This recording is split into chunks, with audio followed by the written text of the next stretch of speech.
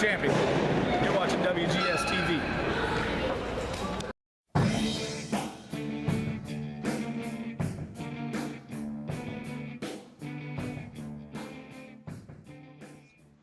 Welcome everyone to another installment of WGS-TV right here on YouTube.com/WrestleGamer. I'm WB Billy Boudreaux, and I have a very special guest with me on this week's Monday Night Raw review for the week of May 28th, 2012. It's GCW Star Mr. Chase Matthews. Mr. Matthews, how you doing tonight? How you doing, Billy? I'm doing just fine here. For those of you who don't remember, back in the old days of WGS Radio, Chase Matthews was a regular contributor to the show, and I figured, why not bring him here on WGS TV and have him contribute to this week's Monday Night Raw review, which started, by the way, with a Big Show segment. Now, Chase, I disapproved of, the way they used Big Show last week. I approve of the fact that, they're trying to make him a heel, and in all intents and purposes, in my opinion, I always thought Big Show was more effective as a heel. But last week, the only thing they had him do was basically restate everything he said on Monday Night Raw and on Friday Night SmackDown. But I think they did a much better job this week trying to, I guess, move along in the storyline. What was your initial impression of this opening segment? Well, I think it's a good thing that they finally turned Big Show heel. That's something he needs to be.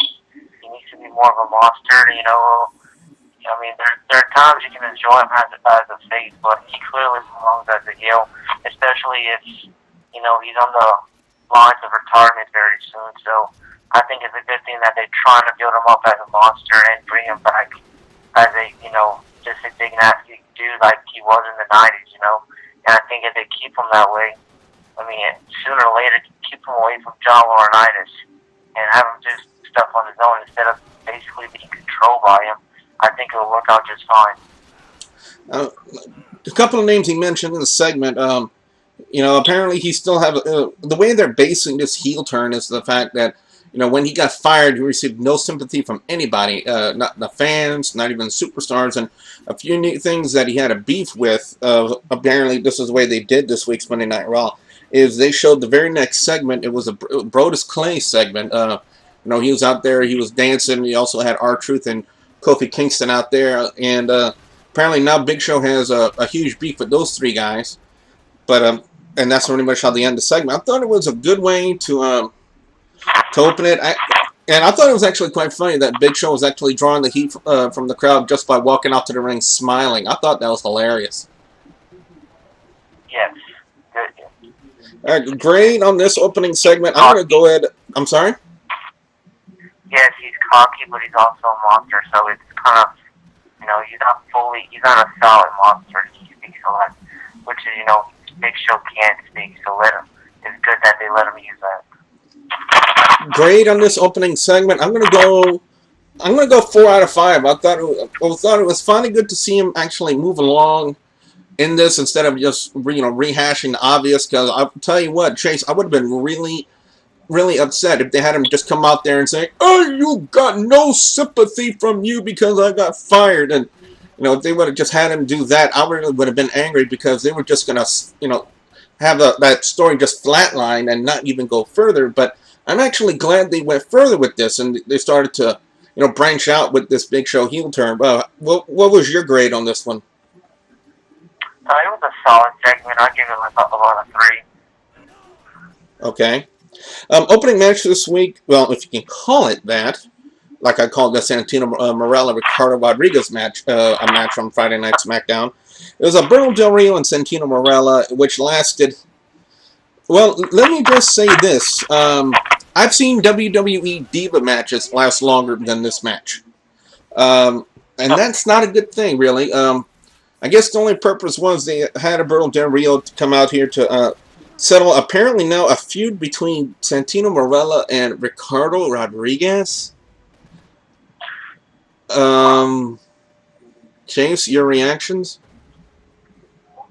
Well, it's obviously a gimmick, because we all know Santino is very entertaining, and Ricardo is actually, I don't know about you, but I think he's entertaining as well in some aspects. I mean, hopefully it's not to a match, but on the microphone, they can actually be pretty entertaining together. So I heard he's a good talent when he was in FCW. I don't know why WWE won't let him, showcase that kind of wrestling ability instead of just having, basically what he is right now is just playing second banana to Alberto Del Rio. Yeah, he does have talent, but he doesn't have the body. WWE feels with that, but I think he's a good mouthpiece and he's good on the microphone. So I mean, as long as it doesn't become silly, which it probably will, but as long as it's funny in a way while it's silly, it won't be as crappy as people would think it could be. So we'll see. I mean, anything. Santino can make anything funny, so I mean, we'll just see where they go with that. Great on this match. Alberto Del Rio defeating Santino Marella. I'm going to go 2 out of 5 because it was 3 minutes of my life I will never get back. Chase, your thoughts? Well, the reason why I say this, man, because one, we're supposed to have Alberto Del Rio, being the #1 contender to Sheamus's World Heavyweight title. We have both stars on Monday Night Raw, but did they do anything at all to start with this storyline and build towards the match? No. You had Alberto Del Rio, your #1 contender, basically come out and quash, in a sense, or hurt the guy that's been going after your ring announcer. I just don't understand that logic, so that's why I go 2 out of 5 on this one, Chase. Your thoughts? Well, to me, it seemed like they wanted Alberto to keep some heat on him, but I can understand where you're coming from, and it seemed more like the focus was still on Laurinaitis and Sheamus this time instead of Sheamus and Alberto. But hopefully on SmackDown they'll do something to add a little meaning to their feud. And I think we should just make mention. Poor Alex Riley. Poor Alex Riley. The only time he finally gets some airtime on Monday Night Raw, and what do? They have Big Show throw him into the wall. Yeah, that's a waste of talent right there. Next up, we had a tag team title match between R-Truth and Kofi Kingston and Dolph Ziggler and Jack Swagger.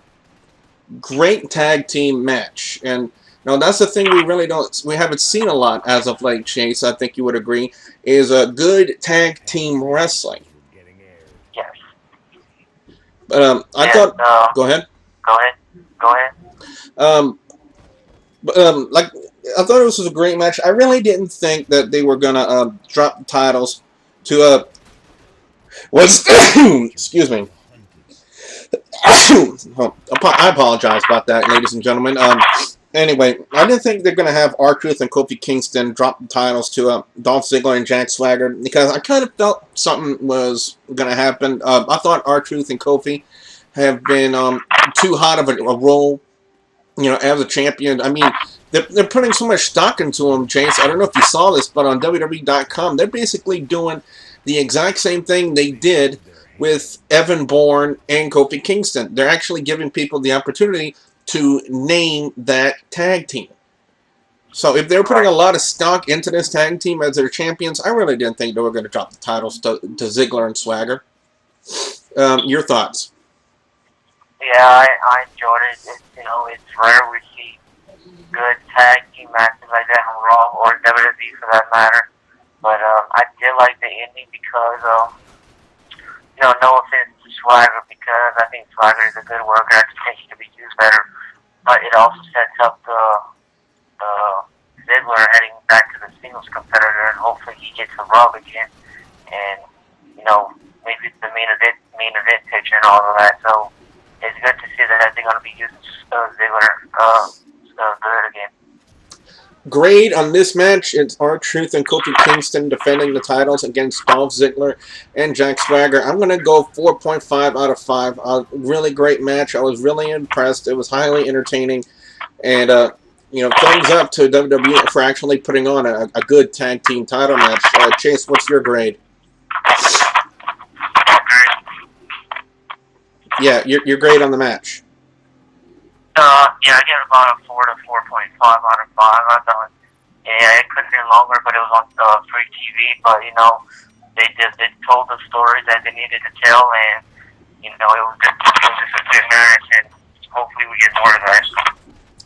Now, guys and gals, it was about a couple of days ago, right here on WGS-TV, where me and Nick37, we gave you guys a link to this whole Revolution viral video thing, and there was a lot of rumors, a lot of speculation as to just what exactly is this Revolution thing. And a video had leaked out about WWE 13. Now this is before tonight, but we viewed the video, and I was anywhere between the ballpark of it being 90 to 95% legit.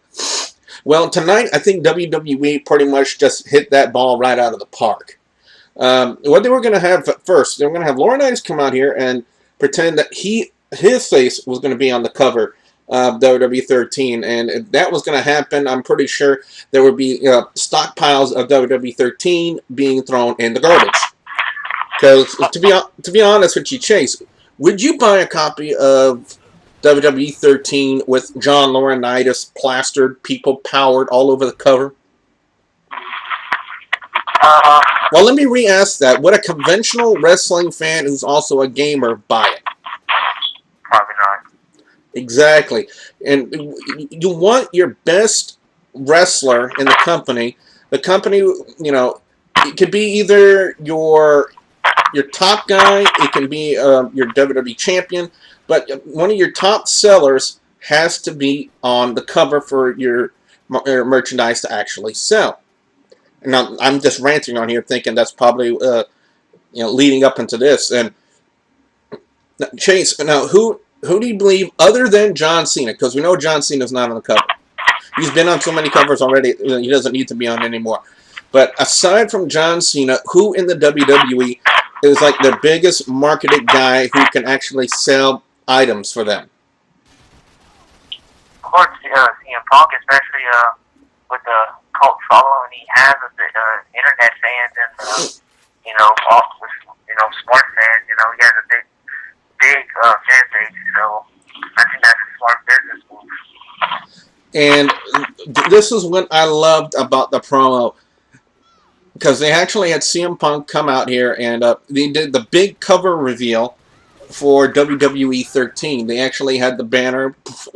It came down very quickly. What did you think about that cover reveal, Chase, for WWE 13? I thought it was pretty funny, CM Punk just throwing in Laurinaitis' face, CM Punk beating himself and all that. And, I thought it was a good way to reveal it, something they haven't really done in a while, to reveal the cover of their next video game, like months before the release. So it's a good way to, boost the sales up. So I thought it was pretty funny how CM Punk did it. Yeah. Very side note quickly, one of the reasons I believe they might have done it tonight, we have the upcoming E3 press conferences and the E3 event coming within the next week or so. And now I'm just going by what I've been told. I don't know if it's actually been confirmed or not, but what I've been told is WWE and THQ will not have a booth and a table set up for WWE 13 at this year's E3 conference. So I'm thinking it's possible that they did this, knowing that E3 is a week away over in California, and they decided, with that being a week away, let's go ahead and just reveal the cover of WWE 13 now. And I'm pretty much thinking that's probably why they did it this time. But again, I'm not entirely sure, but it's what I've been told. It's what I've been told. What I loved about this promo, Chase, what I loved about this is they gave CM Punk the ability to drop the pipe bombs again, and I loved it. It was what made CM Punk CM Punk. He was already a good wrestler, but when he started dropping the pipe bombs, that's when he became a seller. That's when he became a hot commodity for the WWE, and I loved it, especially when he made the references to, for David Otunga and Eve Torres as the Hosky and Carlton. Yeah, I agree. I mean, that's what makes the gimmick. Instead of going out there and doing a, silly gimmick, go out there and be yourself, and that's why people love CM Punk. I'm going to grade the segment a perfect score, 5 out of 5. I thought this was wonderful, entertaining. I thought it was funny, and also a chance to see the final cover of WWE 13. So I'm pretty sure rest assured, guys, come October 30th, when that thing comes out, yours truly will be in line to get the first copy. So 5 out of 5 on that segment. Chase, what's your grade? I'll give it about a 3.5 to 4 out of 5. Next up, we had a match, a rematch between Daniel Bryan and CM Punk. Now, myself, Chase, I can't really compare it to the Over the Limit match because I did not have the opportunity to watch it. But from what I heard, it's a match of the year candidate. Chase, my first question, did you watch Over the Limit? I actually would not be able to see it, but I did hear that Punk and Bryan's match should have been the main event of that card. Yeah, but of course you have John Cena, the WWE's poster boy. He's always got to get top billing, and no matter what he does, he's going to get top billing. And coming No Way Out, he's going to get top billing because he's in that match with the Big Show. So yeah. But anyway, I thought this was a really good match with Bryan and CM Punk. Oh, WWE, you have my full-on blessings to have AJ continually come out there, not only just wearing CM Punk merchandise, but those shorts and those legs. Oh my God, there is a God in heaven. Yes, thank you. Yes. AJ was absolutely freaking smoking hot in that gear. Couple of things to make mention about in this match. One, AJ. Now I don't know where they're we playing this storyline. They're having AJ play a crazy chick. Apparently, she's kind of infatuated with CM Punk, and what she did during the match is Daniel Bryan was going for the top turnbuckle cover and to remove it. And AJ got up on the ring apron and was trying to tell the referee what Daniel Bryan was doing when she was all she doing was distracting. Now, when I saw that, the two scenarios popped into my head.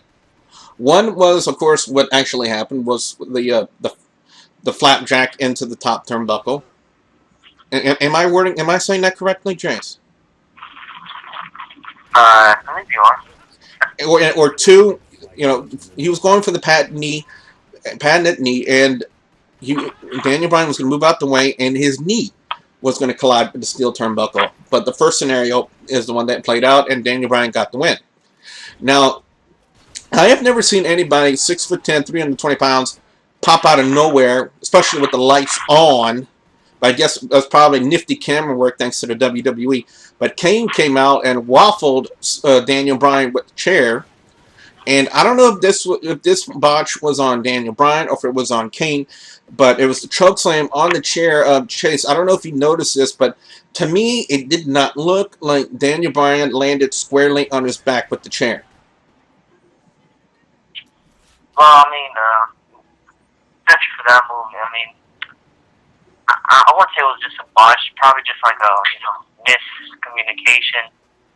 Stuff like that happens. So I really wouldn't say it was a botch. Just poor timing and all that because Kane and Bryan are both reliable workers. So I wouldn't call it a botch, but it was definitely not safe the way they it didn't look legit. But I mean, stuff like that happens.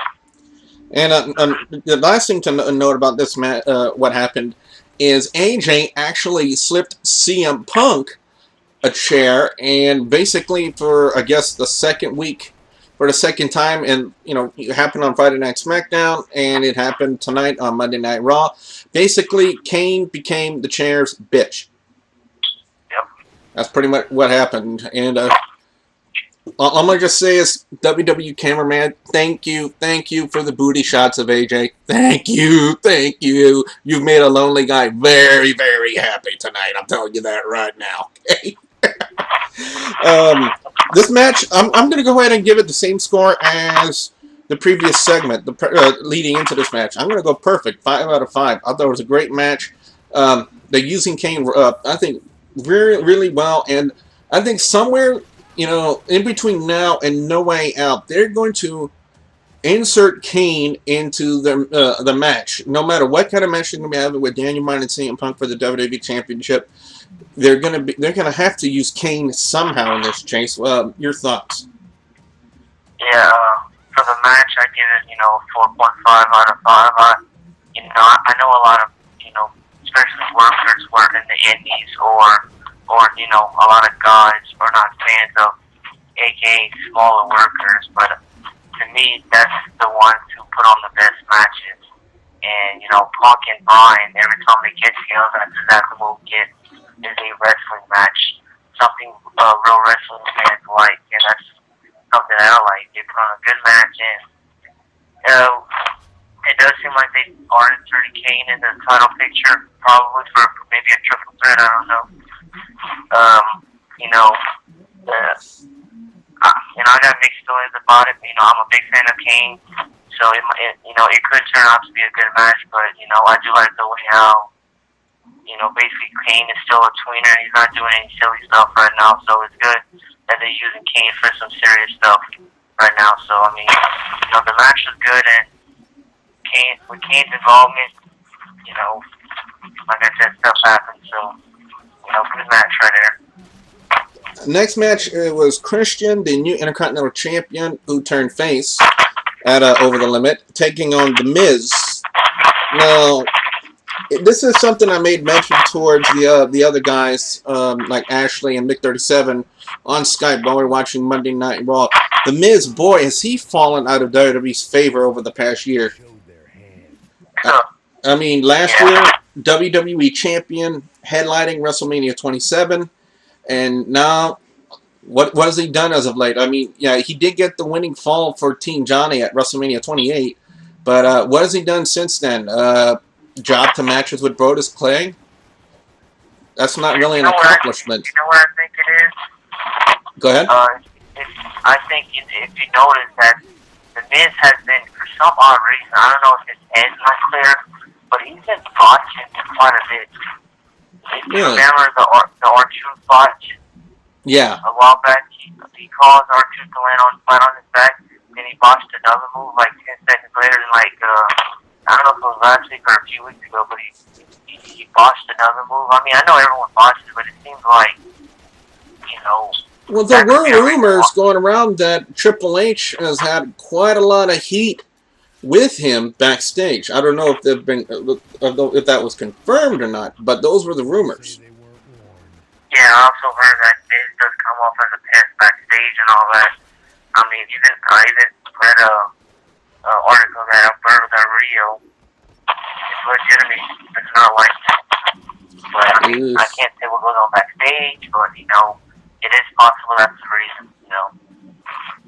Now, as far as this match goes with Christian and The Miz, I thought it was a decent match. I didn't notice any of that usual botchiness that we all know and love, I guess, from The Miz. But I still thought it was a good match. It was, it wasn't anything spectacular or anything, but I think what the main build was for this match, for I guess the upcoming Intercontinental title match between Christian and Cody Rhodes. And I'll tell you what, Chase, I am really looking forward to seeing what they do with these two. Exactly. Christian and Cody Rhodes, two good workers, especially Christian. He does come off as an in-ring jitter. And Cody Rhodes, I just hope they don't drop the ball with him, because I'm a big fan of Cody Rhodes. He does deserve where he's at and all that. And I do think they can put on a very good match for the Intercontinental title. A title that they need to put meaning back to it. And it's good that they're using guys like these to go for it. So I'm going to go ahead and, like I said, I didn't think it was anything spectacular, but I still thought it was good. So I'm going to give the grade right down the middle, 3 out of 5. Chase, your grade? Yeah, I think the match served its purpose. I wasn't into it that well. They were into it, but they weren't that into it. But I think it served its purpose. I thought it was a good TV match, so I'll give it a 3 out of 5. Next segment, Miz is still in the ring. He's ranting and raving about, where's his big bonus? Where's his ironclad contract? Where is his championship match? And basically, you know, we were all kind of questioning. You know, last week we saw what looked like a possibility of a good feud between Randy Orton and Chris Jericho. And of course, in light of Chris Jericho's being suspended for 30 days because of that little incident that happened in Brazil, you know, it kind of left, you know, us wondering what the world they were going to do with Randy Orton. They had Randy Orton go out there and basically, in one fell swoop in an RKO, told Miz to shut up. Yeah. Now, keep this in mind. They're still in the ring. The camera's on Randy Orton, and they pan to the back. And Dolph Ziggler is chatting with Vicky Guerrero. And I guess what you said earlier kind of cemented it. What they did is Dolph said he wanted out of the tag team, and he wanted to be a singles guy and go after guys like Randy Orton and stuff like that. So I guess that's the end of American Perfection. Yeah. Now we have now this matchup was set up by Laurinaitis. Laurinaitis, David Otunga, and Eve Torres was in the back. They were still complaining about the fact that Sheamus didn't properly apologize to him on Friday Night SmackDown for the little bump he had on last week's Monday Night Raw. So David Otunga said, well, let me take on Sheamus. I'm going to beat him. Yeah. David Otunga, no offense to Jennifer Hudson, but David Otunga couldn't get over. He couldn't be put over by anybody. You know, my Pac-Man hat can get over on David Otunga. Chase, you can get over on David. Anybody can get over on David Otunga. I mean, he's got the look, but I don't know, man. He just screams lackey, lackey, lackey, lackey, lackey, and that's it. He's still green. Yeah. You know, I mean, he's gotta show some intensity, and he's not. So, I mean, he's obviously in great shape. He's got the body. You know, he's just, you know, he's baby oiling his body too much. Yeah. Is what it is. Apparently, he thinks if he has the body, he can get over on the crowd. And well, Sheamus, really showed him why he was the the World Heavyweight Champion. Because to me, from my perspective, Chase, I don't know if you would agree with this or not, but to me, you know, if we had to pick a person who was actually in charge and kind of leading the match, Sheamus all the way. Yeah. But I still thought it was a good match. I was really expecting possibly a run-in interference from Alberto Del Rio to start, you know, hyping more into their World Heavyweight Championship match, but no, did not see that. 3.5 out of 5 is my grade because I was really expecting run-in interference and for them to start, you know, doing something for Sheamus and Alberto. I know they did something on Friday Night SmackDown towards the end when Sheamus clocked Alberto Del Rio from behind and said he was going to kick his head off at No Way Out. But we need to have more of a build than that. I mean, I know Daniel Bryan and CM Punk, you know, that match can sell itself because it's Daniel Bryan and CM Punk. Sheamus and Alberto Del Rio, different story in my opinion. I mean, you know, Sheamus and Alberto Del Rio really doesn't scream fantastic, epic, super colossal match as Daniel Bryan and CM Punk can. But then again, that's just my perspective. That's my opinion.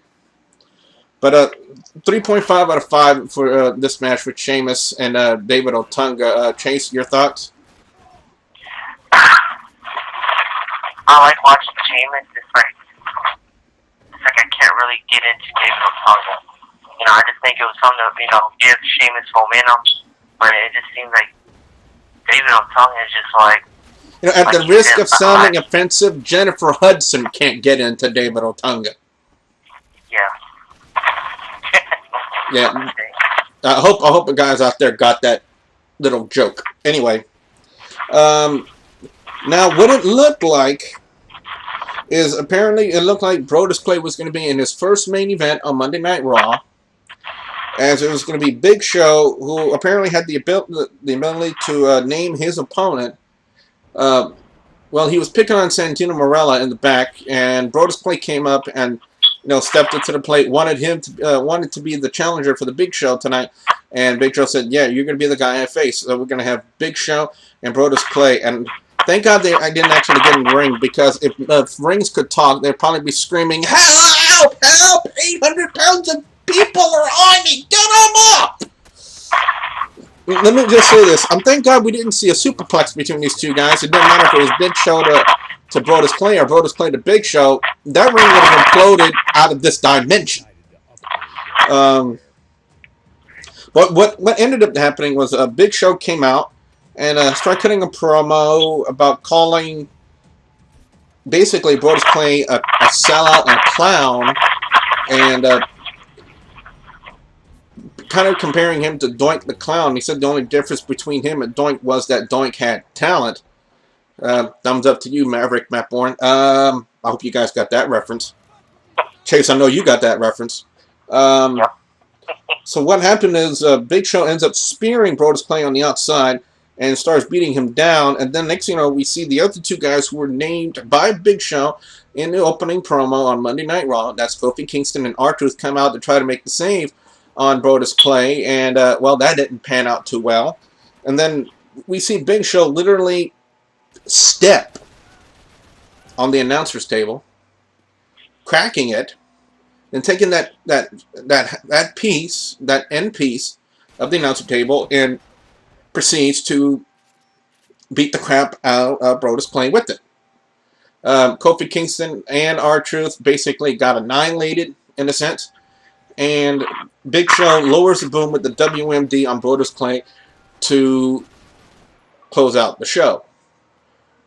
What's the one name, Chase? What's the one person for whom we did not see on this week's Monday Night Raw? Exactly. Now, I was expecting a lot of this Monday Night Raw, and I feel like I got let down on a few things, on a few levels. I was really expecting a run-in by John Cena. Didn't happen. I thought it would have made sense. I don't know if you would have thought of. I don't know if you agree with that, Chase, but I thought it would have made sense to have John Cena come doing a run in and do the same. But look at it from this perspective. Did Big Show get a lot of heat? Yes. And I think that's what was the whole point of it, because I thought what they did at the end with Big Show was something that the Big Show, not the Big Show, the Giant from old WCW. That's something that he should be doing, and I think that was the whole point. They wanted Cena to fail from last week, and I know he had a dark match, but I think they just really want to focus on Big Show's heat. Mm-hmm. At least try to make this feud mean something, because Lord knows how many times we've seen Big Show versus Cena. But at least they focusing on Big Show and putting him back up as a monster. So I think that's the whole point of it. I thought it was pretty cool what Big Show did, actually. It ended with Big Show getting tons of, and basically demolishing everything. Yes. And that's something they should focus on. I kind of get where you're coming from, Cena coming out, making saves, but, it does add to Big Show and, him getting a lot of heat, which is something that they need to keep on him. Final grade on this final segment on Monday Night Raw involving Big Show, Brodus Clay, Kofi Kingston, and R-Truth. I'm going to go ahead and give it a, even though I was expecting something and it didn't happen, I still thought it was executed beautifully, and it did its job and it served its purpose to give the Big Show more heat and everything like that. So I'm going to go ahead and give it a 4 out of 5. Chase, what's your grade on it? I really don't like giving grades on shows or anything in general. I just like looking at it, Okay. From a different, but like I've been doing on the matches, I'm gonna say it was an okay, solid show. To me, the match of the night was there'll be a toss-up between Daniel Bryan Punk and the tag team match. It did feature some solid matches and some stuff. Ziggler going back to seeing his competitor, Big Show gaining some heat. So I thought it was a solid show. I mean, to me, I think WWE's been not lately, but being predictable. So, but I mean, I think they did a good job with a lot of stuff. And one question because I only caught the first 20 minutes of it. I didn't see it till after. Did they mention anything about Lesnar or Heyman at all? No mention. It's like that storyline has died. It's like it's just disappeared. It's like, they started doing something with it, and they've probably figured, maybe this wasn't such a good idea, and they pretty much scrapped it because we haven't heard anything about it. We haven't seen Triple H. No mention of Lesnar, and no mention of Paul Heyman. So I really don't know what's the situation with that. Did they say anything about Lesnar appearing at UFC this past weekend? No mention of Lesnar on this week's WWE Monday Night Raw at all.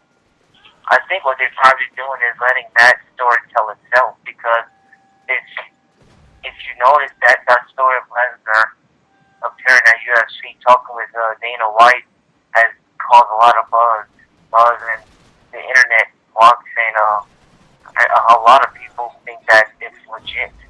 Well, Lesnar is actually still under contract. Yes. So I think they let that story tell itself to get publicity. But, hopefully, I don't think Lesnar quit that fast. I think the whole thing would be pointless. Well, that's what I was interested in Lesnar. I mean, I know a lot of people have mixed feelings about Lesnar, but I've always been a fan of Lesnar, and to me that was what got me interested watching Raw, because Rock left, so I don't know where they're going with the storyline.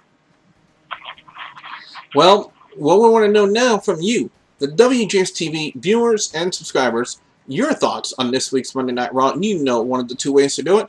You can either, 1, put your comments in the comment section below, or 2, leave a video response. I look forward to hearing what you have to say.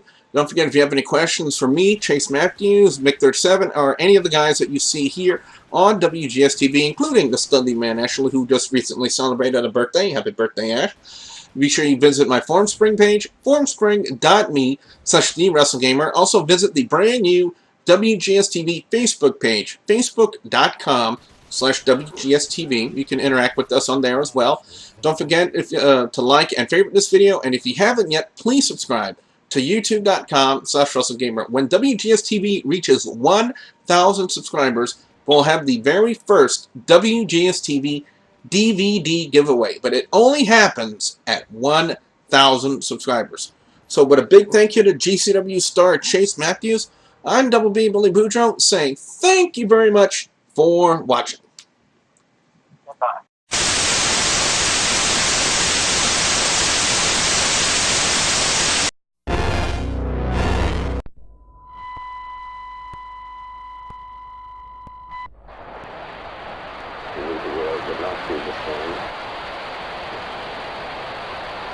Few people laughed. Few people cried. Most people were silent.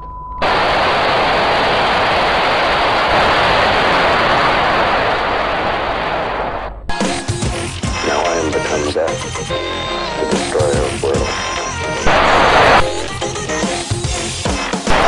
This will also have another.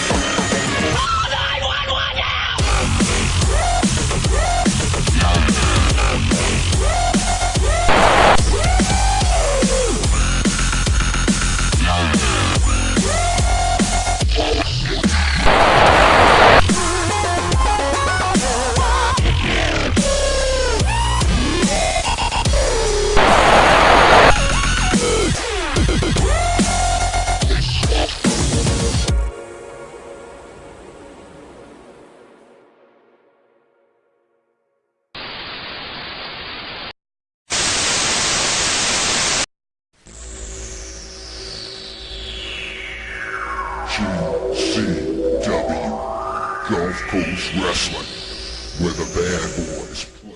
Gulf Coast Wrestling of Louisiana proudly presents Ring of Fire at the New Iberia City Park Rec Center in New Iberia, Louisiana, Friday, June 22nd, and Cajun Carnage at the American Legion Hall in Abbeville, Louisiana, Saturday, June 23rd. Come out and watch your GCW superstars put it all on the line as we bring the most intense, most high-impact wrestling that we have to offer. Those on the card, Kid Crash, as well as the one and only Green Man, Ronald A. Mikey Boudreaux, Flip Wolfman Jackson.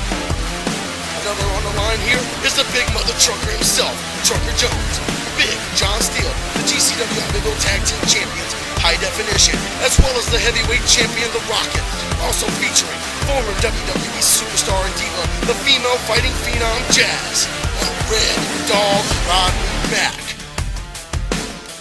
That's right, folks. Come out to Abbeville and New Iberia, June 22nd and 23rd, as we bring you some of the most intense wrestling here in South Louisiana. Now, tickets are on sale in both locations. For the Iberia show, GCW-GulfCoastWrestling.com, then click the tickets icon.